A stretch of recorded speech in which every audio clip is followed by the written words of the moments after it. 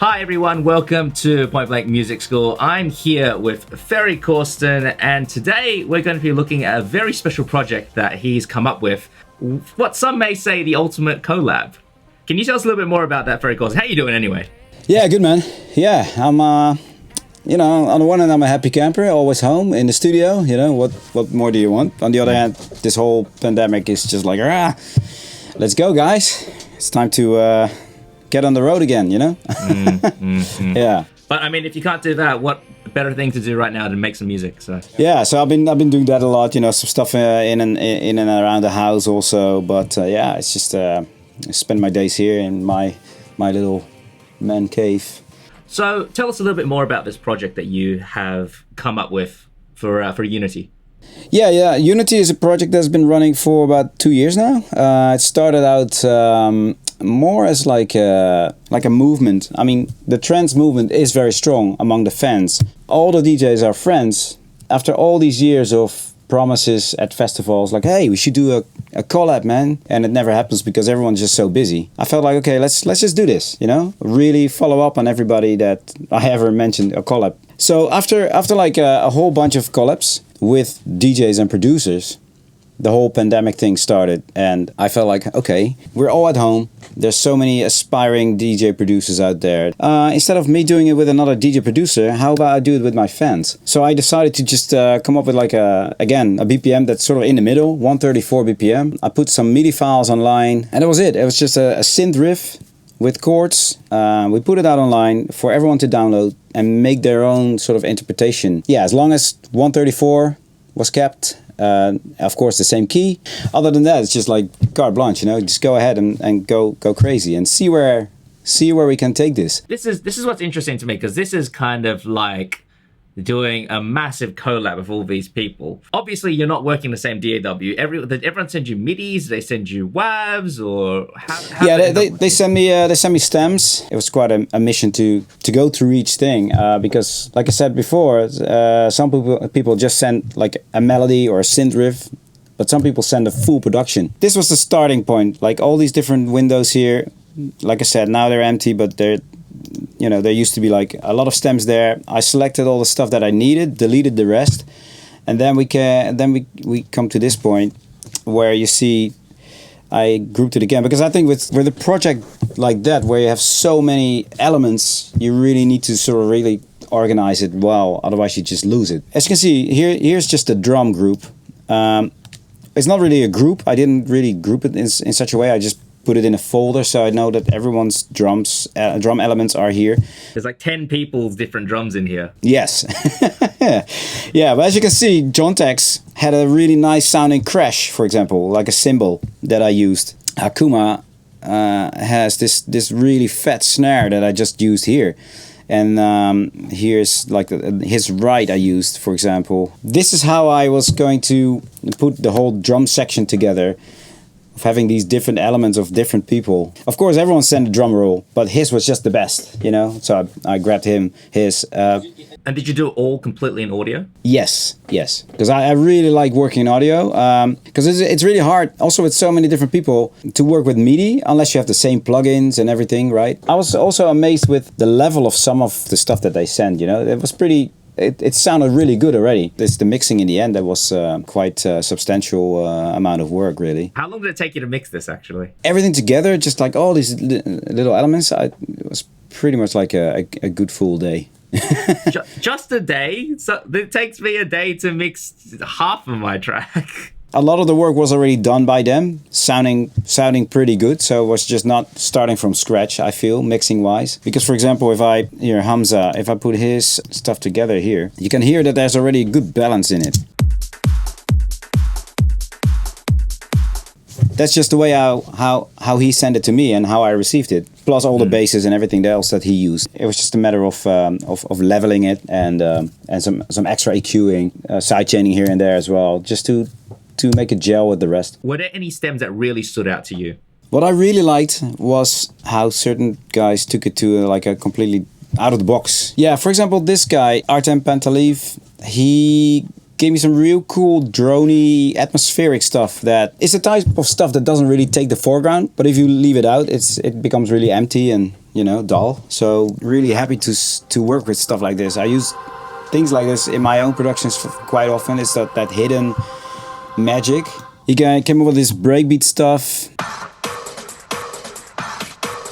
Yeah, it's just different from the rest that is all 4/4 and just straightforward. And I think that's quite fitting with the whole Unity kind of label and the kind of ethos of Unity, because you're kind of taking bits of everything and just, you know, making it in that trance-centric kind of sound in the end. Yeah. So anything can be trance. You can take bits of everything and still be trance. Absolutely, yeah. As long as it's, you know, atmospheric, emotional to a certain degree, it fits with everything.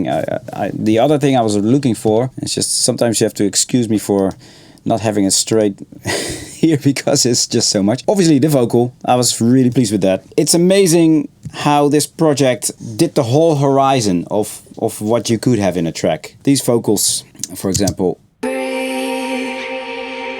I never felt so free. She fell out of void and found the best in me. All recorded in a kitchen, you know, amazing. Really? I love it. Yeah. No way. Yeah. Wow. It was the kitchen what gave it the reverb. Yeah, there was a big kitchen then. You know, there was some editing work to be done, but it worked out really well. You know, it sounds like a good vocal, and so that's one. But I wanted to play the part of, I believe her name is Lee Soon Min. She plays the harp, and what she did has become almost the entire breakdown, where the vocal comes in as well. Everything in the back is pretty much her on harp and some atmospheric stuff that she supplied as well. Plus the Artem stuff with the break beats and the droney stuff. That's basically the break. She taught me how to breathe. Show me guidance. I found the place in me. Free. I never felt so free. She fell out of void and found the best in me. Free.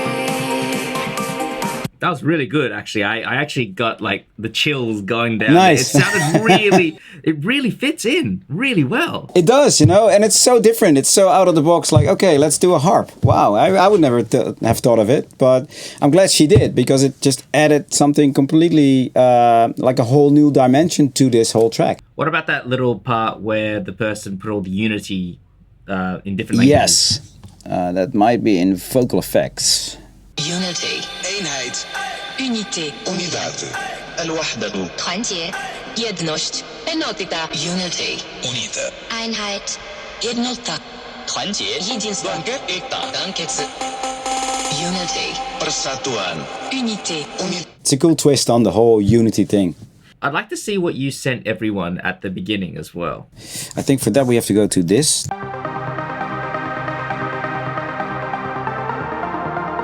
And here you see the automation.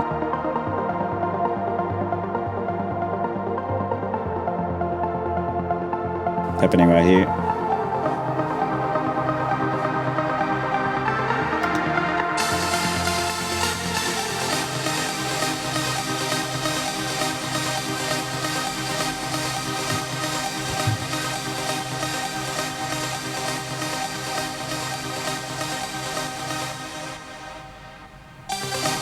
See, that's the synth, and then the top line melody, the extra melody over the top is this one.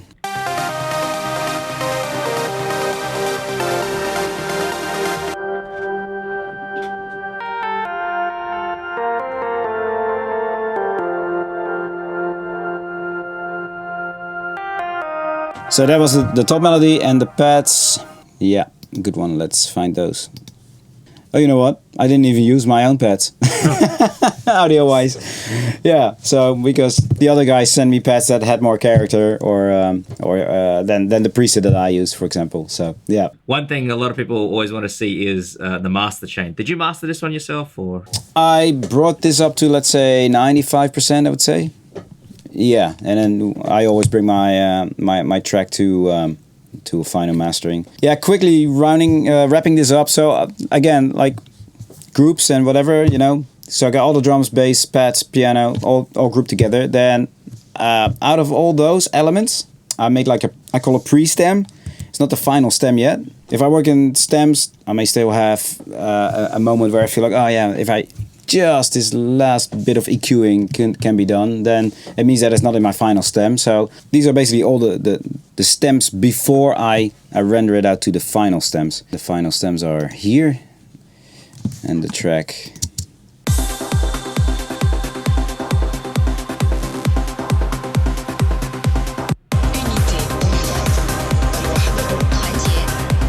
And this is what you do for all of your productions, isn't it? Yeah. I'm super particular with my stems and everything, because it may be a little bit more work to do it really tight and clean at the forefront, but you will benefit from it after when the track is out, or when you want to, let's say I'm playing out and I kind of want to make another edit. Chop, everything's tight. I can make crossfades that don't phase and whatever, you know. It's just I make sure that I have this really done well before I go to the final render, basically. Yeah, so the master, this is what I use for that. It really depends. It goes from track to track how I use different elements. I'll take out like a lot of the low end, so I don't really clog up the limiter at the end and everything. I have some ozone. I still use ozone 6 for this because it had a nice preset that I use as a starting point to just model it a bit more, some equalizing, some dynamics and stuff. Pretty minimal, really. This is really nice, just to make sure that if you think you hear something that is not quite right nowadays, let some AI help you out, and you know, so a smart EQ, pretty cool. It puts it in a ballpark for you, right? When you play the track, you record the input signal, and it creates like it analyzes it in such a way, like, okay, I feel that you should have a bit more low end here and maybe a dip over there in the mid, but then you can just go from here and just tweak it more to your own liking, of course. And then I'm using this limiter at the very end to squash everything a little bit. Well, thank you so much for your time today, Ferry Corsten. This is an amazing track that you've come up with all Thanks, these man. amazing participants as well. Yeah, I'm pleased. I you know, if everyone who worked with me on this track is watching this video, again, I want to say thanks for submitting all these great demos and stems and stuff for me to work with in the end. But I think we all together made a really cool track, and it's just fun to hear all the different elements of everyone just come by in the track. It's amazing. And where can they find this track? So we'll be out on FLASHOVER Recordings, Spotify, all the streaming stuff. So yeah. All right, thank you so much for watching yet again. This is DJ Arabine from Point Blank Music School. Make sure you check out pointblankmusicschool.com if you want to find out more about our courses. But this was Ferry Corsten, and this is the track Free, featuring the Trance Unity. Is it just Trance Unity, or is it just Trance Ferry Unity Corsten featuring Trance Unity, yeah. It's like the Trance Fans United, yeah. Well, thanks to all of you guys as well for helping out this track. It's an amazing track. You guys have done a great job, and we'll see you guys next time.